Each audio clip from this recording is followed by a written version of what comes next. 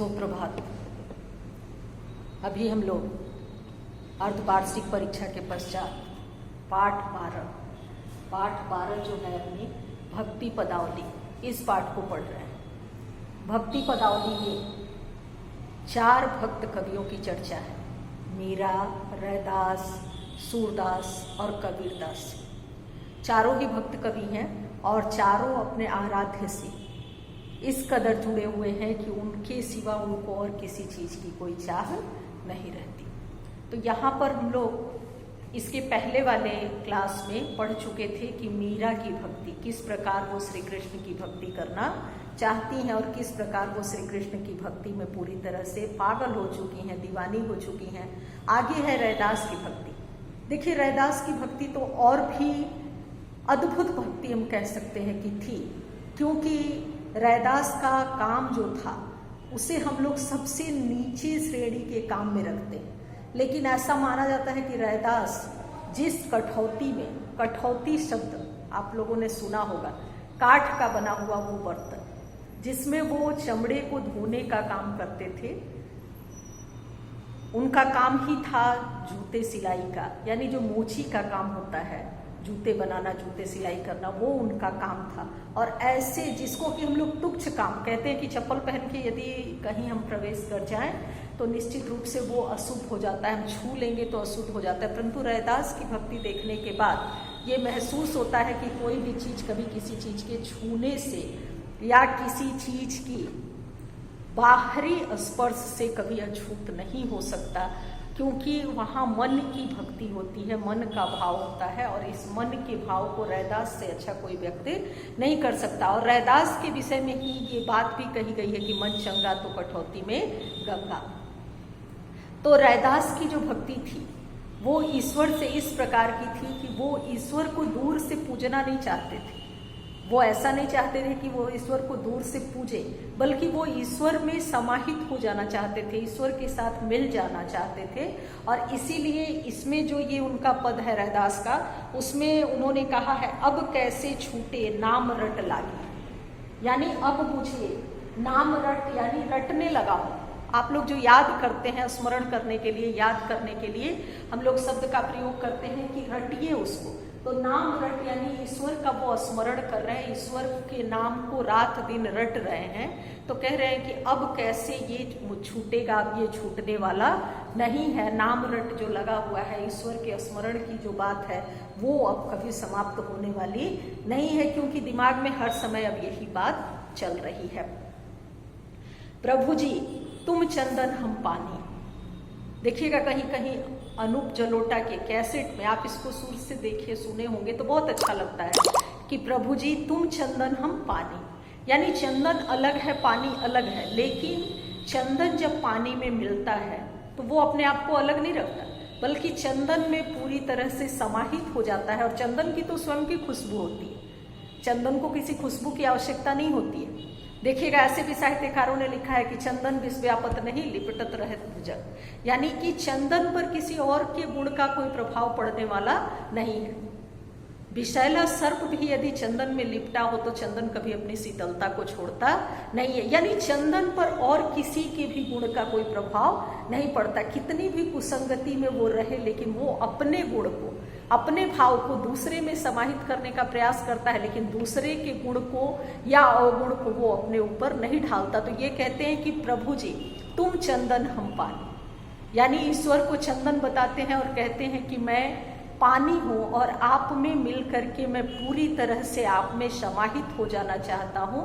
और जब मैं आपसे मिलता हूँ तो आपका जो खुशबू है वो मेरे अंदर समाहित हो जाती है। जाके अंग अंग वास समानी, यानी चंदन की खुशबू जो है वो मेरे अंग अंग में समाहित होती है। तो चंदन की खुशबू अर्थात भगवान की खुशबू, क्योंकि ये कहते हैं कि प्रभु जी, ईश्वर को संकेत करते हुए कहते हैं कि प्रभु जी तुम चंदन हम पानी। दूसरा है प्रभु जी तुम घनवन हम मोरा, जैसे चितवत चंदन चकोरा। देखिए अब यहाँ पे घन शब्द लिखे, यूं भी आप सुने होंगे, बहुत सा सामान्य सा शब्द है। घन जो है वो बहुत सामान्य सा शब्द है, बादल के लिए प्रयोग होता है। तो हम लोग जब कहते हैं कि बहुत घनघोर बादल, उसको कह देते हैं कि घना बादल लगा हुआ है, तो यहाँ पे बादल के संबोधन के लिए वो कहते हैं कि जब बादल बहुत घनघोर लगा हुआ होता है, यानी बादल आसमान में होता है, तो मोर जो है वो ऐसा पक्षी है कि इसको देख करके प्रसन्न हो जाता है और वो अपने पंख फैला करके नाचने लगता है, प्रसन्नता से नाचने लगता है। तो यहाँ पर रैदास अपने आप को मोर और ईश्वर की तुलना बादल से कर रहे हैं कि जिस प्रकार बादल को देख करके मोर जो है वो प्रसन्न हो जाता है, वर्षा के बादल जब लगते हैं उसको देख करके मोर प्रसन्न होता है, ठीक उसी प्रकार आप बादल हैं और मैं उस मोर के समान हूँ जो आपको देखने के लिए या आपको देखने की इच्छा या उससे मैं प्रसन्न हो जाता हूँ। मैं मोर हूँ, यानी अपने आप को मोर जैसा बनाना चाहते हैं तो वो रैदासी। जैसे चितवत चंद चकोरा, चकोर एक पक्षी होता है जो एक टकटकी लगाए, यहाँ लिखे हैं चितवत यानी चित्त लगाकर, एक टकटकी लगाकर वो चांद को निहारता है, तो वो कहते हैं कि आप उसी चंद्रमा के समान है और मैं उस चकोर पक्षी के समान हर समय आपको पाने की चाह में या आपको देखने की चाह में आपको निहारता रहता हूँ या आपको जानने की इच्छा रखता हूँ। प्रभु जी तुम दीपक हम बाती, जाकी ज्योति बरे दिन राती। देखिए लोग कहते हैं दीपक जल रहा है, लेकिन वास्तव में दीपक जलता नहीं है, जलती तो वो बाती है।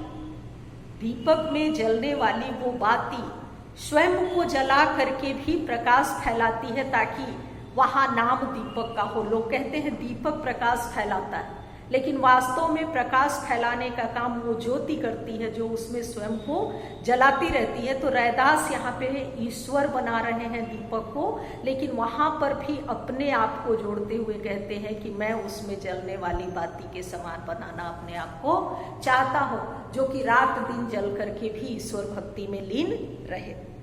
प्रभु जी तुम मोती हम धागा, ऐसी भक्ति करे रैदासा। अब फिर देखिए मोती और माला, हम लोग कहते हैं मोती की माला है, लेकिन मोती जिस धागे में पिरोई हुई होती है वो माला के सौंदर्य को बढ़ाने का एक कारण होता है, क्योंकि उसी धागे को यदि तोड़ दिया जाए तो वो मोती अलग अलग बिखर जाएगी, फिर उसमें वो सौंदर्य नहीं होगा। लेकिन उस एक धागे में वो सारी मोती पिरो दी जाती है और वो उससे हर समय जुड़ा रहता है। मोती और धागे को अलग नहीं किया जा सकता।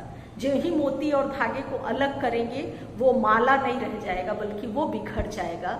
तो ये अपने आप को उसी धागे के समान, जैसे देखिए यहाँ पर सूरदास ने भी उद्धव भ्रमर गीत वाले प्रसंग में उद्धव के संबोधन में कहा है कि स्नेह तगाते, यानी स्नेह रूपी तगा, स्नेह रूपी धागे में गुथा हुआ। तो यहाँ पर रैदास भी कहते हैं कि मोती की वो माला जो है उसके धागे के रूप में मैं अपने आप को बनाना चाहता हूँ। ऐसी भक्ति करे रैदासा, यानी रैदास के अनुसार उनकी भक्ति इस प्रकार की होनी चाहिए जो मोती में लगे हुए धागे के समान हो, दीपक में जलती हुई बाती के समान हो। देखिए यहाँ कहीं स्वयं की प्रसिद्धि या ख्याति आपको नहीं मिल सकती। इस तरह के जीवन में कहीं भी प्रसिद्धि या ख्याति स्वयं के लिए नहीं चाहिए, क्योंकि जब भी नाम होगा तो माला के लिए ये कहा जाएगा कि मोती की माला है, वहाँ धागे की चर्चा नहीं होगी। प्रकाश की चर्चा यदि होगी तो वहाँ कहा जाएगा दीपक प्रकाशित कर रहा है, वहाँ ज्योति की चर्चा नहीं होगी। बादल की चर्चा होगी, वहाँ मोर की चर्चा नहीं होगी। चांद की चर्चा होगी, वहाँ चकोर की चर्चा नहीं होगी। चंदन की चर्चा होगी, चंदन के खुशबू की चर्चा होगी, लेकिन उसमें मिले हुए पानी की चर्चा नहीं होगी। तो रैदास इन सारी चीजों से अपने आप को जोड़ते हुए कहते हैं कि मेरी भक्ति जो है वो इस प्रकार की होनी चाहिए, यानी रैदास की जो भक्ति है वो इस प्रकार की होनी चाहिए। अब देखिए रैदास ने अपने लिए क्या क्या उपमाएं दी हैं, रैदास ने अपने लिए क्या क्या उपमाएं दी हैं। तो अभी बताए जो सारा उन्होंने जहाँ से प्रसंग को प्रारंभ किया है, उन सारे प्रसंगों में जो जो उन्होंने स्वयं के लिए उपमा दी है वो सारा लिखेंगे। रैदास द्वारा प्रभु के लिए क्या क्या उपमाएं दी गई हैं, प्रत्येक लाइन में प्रभु जी तुम दीपक हम बाती, तुम चंदन हम पानी। तो ईश्वर के लिए उन्होंने क्या उपमा दी है और स्वयं के लिए क्या उपमा दी है, ये दोनों प्रश्न हैं।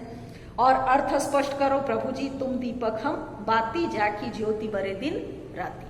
तो ये जो रैदास से प्रश्न है, प्रश्न नंबर ख का 3 प्रश्न उसमें है, अलग अलग पद के अलग अलग प्रश्न हैं, उन तीनों प्रश्नों के उत्तर लिखना है और इसके रैदास के पद के भावार्थ को खूब अच्छे ढंग से कॉपी पे समझते हुए लिखना है। जहां असुविधा होगी जब ऑनलाइन क्लास मंडे से लेंगे उसमें आप पूछिएगा।